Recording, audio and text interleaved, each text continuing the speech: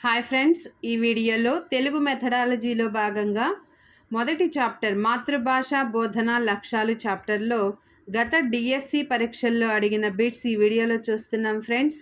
గత డిఎస్సిలో అడిగిన బిట్స్ ఫ్రెండ్స్, ఇప్పటి వరకు మీరు నా ఛానల్ని సబ్స్క్రైబ్ చేసుకున్నట్లయితే లైక్ చేసి షేర్ చేసి సబ్స్క్రైబ్ చేసుకోండి ఫ్రెండ్స్. మరిన్ని వీడియోస్ మీకు అందిస్తాను. మొదటి బిట్, బెంజమిన్ బ్లూమ్ ప్రతిపాదించినవి. బెంజమిన్ బ్లూమ్ ప్రతిపాదించినవి బోధనా లక్ష్యాలు. బెంజమిన్ బ్లూమ్ బోధనా లక్ష్యాలను ప్రతిపాదించారు. 2. పాఠ్యభాగ ఇతివృత్తం, కవి పరిచయం, పూర్వగాథలు మొదలగు విశేషాలు ఏ లక్ష్యం క్రిందికి వస్తాయి? విషయ జ్ఞానం. ఆప్షన్ 1 విషయ జ్ఞానం. పాఠ్యభాగ ఇతివృత్తం, కవి పరిచయం, పూర్వగాథలు మొదలగు విశేషాలు విషయ జ్ఞానం కిందకు వస్తాయి. 3వ బిట్, క్రింది వానిలో స్పష్టీకరణ లక్షణం. క్రింది వానిలో స్పష్టీకరణ లక్షణం పరీక్ష అంశాలను రూపొందించడానికి ఆధారభూతమవుతాయి. ఆప్షన్ 1 పరీక్ష అంశాలను రూపొందించడానికి ఆధారభూతమవుతాయి. 4వ బిట్, శైలి, అలంకారాలు, రసం మొదలగునవి ఏ లక్ష్యానికి చెందినవి? శైలి, అలంకారాలు, రసం మొదలగునవి ఏ లక్ష్యానికి చెందినవి? సాహిత్య జ్ఞానం. సాహిత్య జ్ఞానం. 5వ బిట్, విద్యాభ్యాసానికి లక్ష్యాలు. విద్యాభ్యాసానికి లక్ష్యాలు స్పష్టీకరణలు. స్పష్టీకరణలు. 6వ బిట్, జ్ఞానం ప్రాతిపదికగా ఏర్పడేది. జ్ఞానం ప్రాతిపదికగా ఏర్పడేది అవగాహన. ఆప్షన్ 1 అవగాహన. 7వ బిట్, క్రాత్హోల్ అండర్సన్ల వర్గీకరణంలో అన్నింటికంటే ఉన్నతంగా చూపబడినది సృజించడం. ఆప్షన్ 3 సృజించడం. క్రాత్హోల్ అండర్సన్ల వర్గీకరణంలో అన్నింటికంటే ఉన్నతంగా చూపబడినది సృజించడం. 8వ బిట్, తరగతి బోధనకు మార్గదర్శకత్వం నెరిపి ఆయా పాఠ్యాంశాల ద్వారా విద్యార్థులలో ఆశిస్తున్న ప్రవర్తనా మార్పుల్ని సూచించేవి లక్ష్యాలు.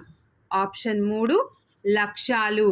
9వ బిట్, క్రింది వాటిలో విద్యా లక్ష్యాల లక్షణం కానిది.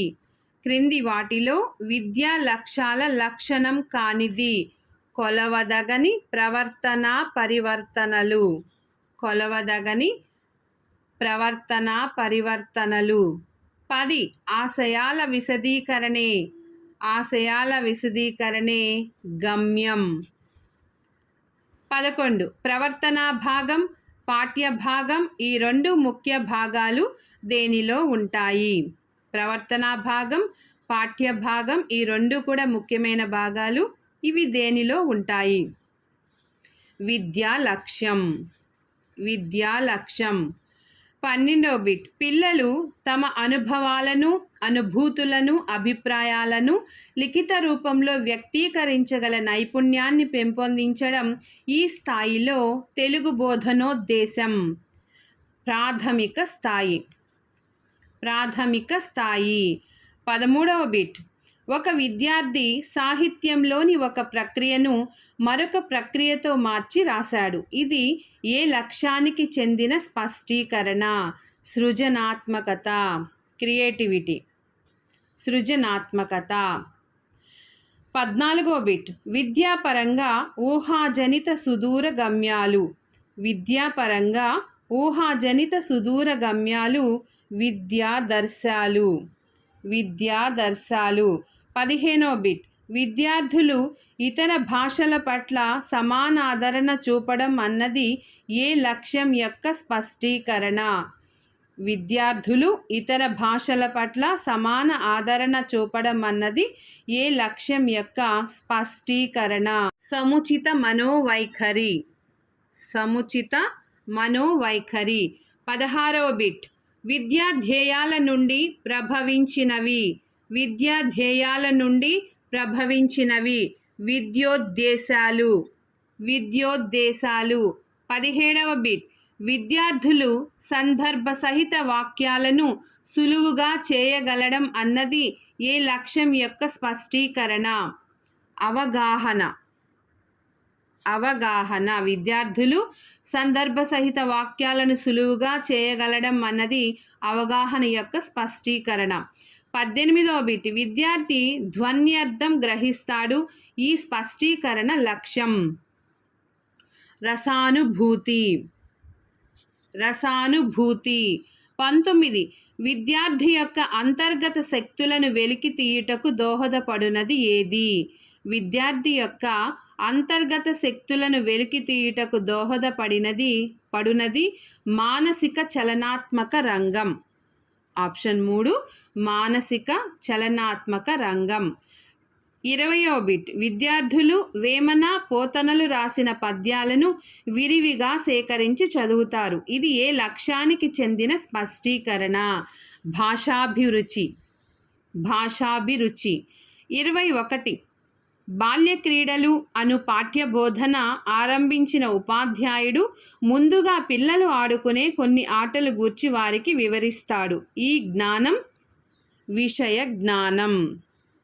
బాల్య క్రీడలు అని పాఠ్యబోధన ఆరంభించిన ఉపాధ్యాయుడు ముందుగా పిల్లలు ఆడుకునే కొన్ని ఆటల గురించి వారికి వివరిస్తాడు. ఈ జ్ఞానం విషయ జ్ఞానం. 22వ బిట్. పోలికలు భేదాలు చెప్పడం అన్నది ఏ లక్ష్యానికి చెందిన స్పష్టీకరణ?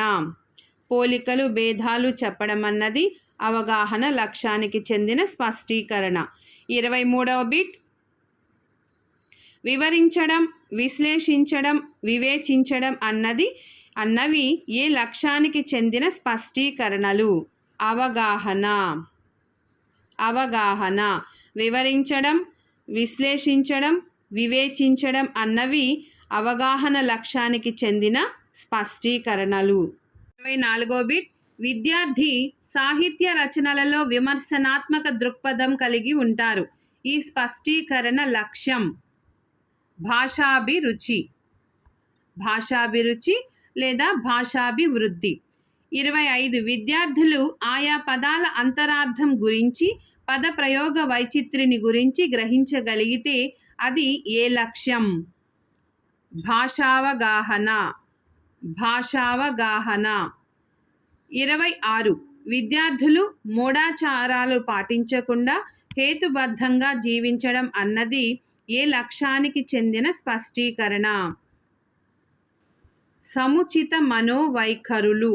సముచిత మనోవైఖరులు. విద్యార్థులు మూఢాచారాలు పాటించకుండా హేతుబద్ధంగా జీవించడం అన్నది సముచిత మనోవైఖరులకి చెందిన స్పష్టీకరణ. 27. ఇవి విషయ ప్రణాళికల రూపకల్పనను నిర్దేశిస్తాయి.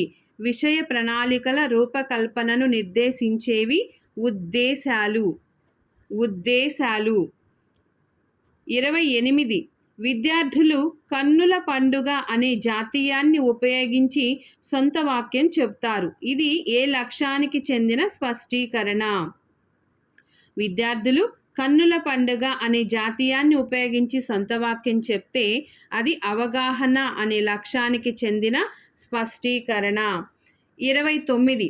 శ్రీకృష్ణ రాయబారం పాఠం చెప్తూ ఉపాధ్యాయుడు ఆ అంశానికి ముందు కథను విద్యార్థులకు వివరించడం విషయ జ్ఞానం. ఇంత ముందు కూడా వచ్చింది బిట్టు. విషయ జ్ఞానం.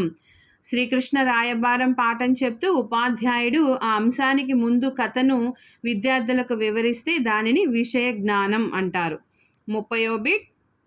బోధనా లక్ష్యాల సూక్ష్మ రూపాలు. బోధనా లక్ష్యాల సూక్ష్మ రూపాలు స్పష్టీకరణలు.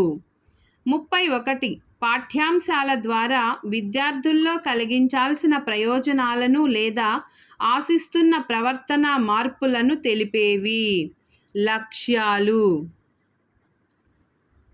32. విషయ ప్రణాళికల రూపకల్పనకు పాఠ్యాంశాల ఎంపికకు దోహదపడి ఆయా పాఠ్యాంశాల ద్వారా విద్యార్థులు సాధించవలసిన స్థూలమైన ప్రవర్తన మార్పులను తెలిపేది. ఉద్దేశాలు. ఉద్దేశాలు. 33. తరగతి గది బోధనకు మార్గదర్శకత్వం వహించేవి. తరగతి గది బోధనకు మార్గదర్శకత్వం వహించేవి. లక్ష్యాలు.